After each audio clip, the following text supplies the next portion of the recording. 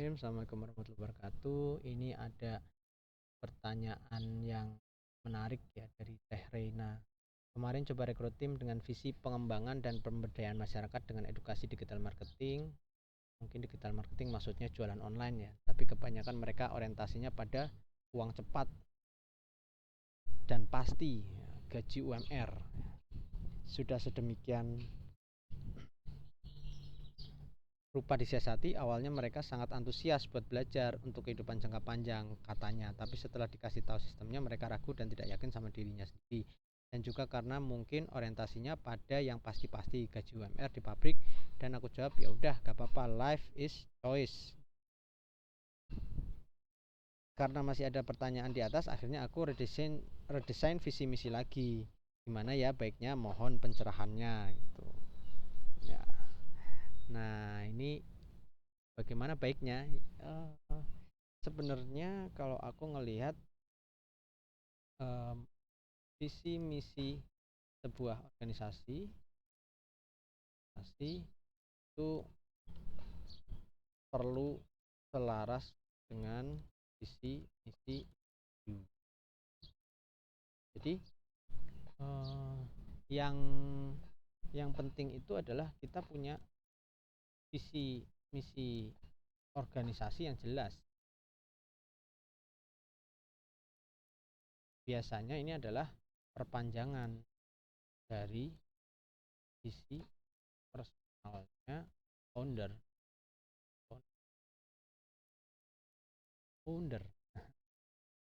Nah, jadi founder sebagai seorang manusia itu pasti punya namanya values, nilai-nilai apa yang dia percayai kalau diterapkan dunia ini akan menjadi tempat yang lebih baik. Values ya, ada punya juga, dia punya dari values ini dia akan melahirkan ritual-ritual yang namanya culture ya, culture personal.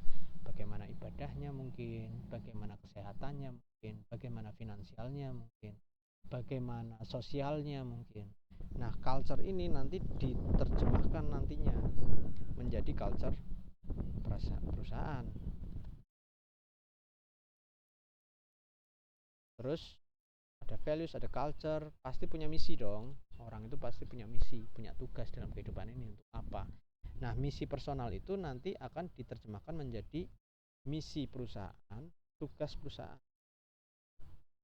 Jadi founder itu bikin perusahaan itu agar perusahaan itu bisa menjalankan atau bisa mengimplementasikan misi personalnya dia, karena secara personal itu tidak mungkin bisa terlaksana dengan baik kalau yang kerja itu cuma sendirian.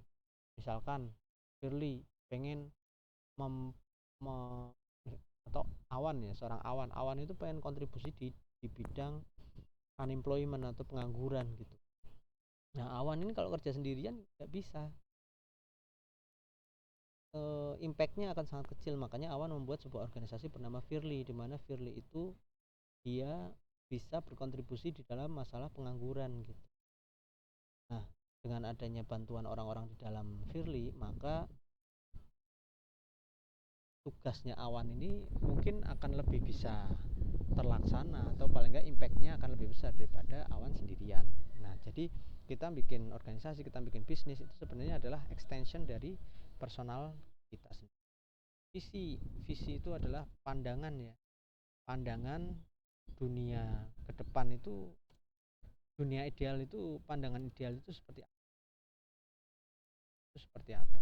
Nah, itu nanti akan jadi sama ketika kita membayangkan sebuah dunia yang ideal. Let's say dulu aku pernah membayangkan, nah sih kalau kita itu bisa dapat ya, kita bisa dapat income dolar gitu. Nah, itu dunia yang ideal ya, karena waktu itu aku dapat uang ya taunya ya offline gitu, dan rupiah. Karena aku membayangkan seperti itu, akhirnya aku membuat 21 Clouds, di mana di situ jadi outsourcing kita outsource ke luar negeri untuk mendapatkan dolar dari luar negeri. Nah, itu sisi yang kita canangkan. Kemudian bagaimana dengan orang-orang yang ada di dalamnya? Ya, orang-orang yang ada di dalamnya akan kita desain untuk membantu kita mewujudkan hal-hal itu, mewujudkan value itu, mewujudkan culture itu, mewujudkan misi itu, mewujudkan visi itu gitu. Memang katanya founder itu orang-orang yang prinsipnya itu kuat. Jadi dia punya pandangan yang kuat terhadap sesuatu hal. Itu mungkin yang bisa dilaksanakan. Pastinya nanti kita bisa diskusi lebih lanjut ya. Jadi kalau masih ada pertanyaan silahkan, mau konsultasi langsung juga boleh juga ya. Thank you. Assalamualaikum warahmatullahi wabarakatuh.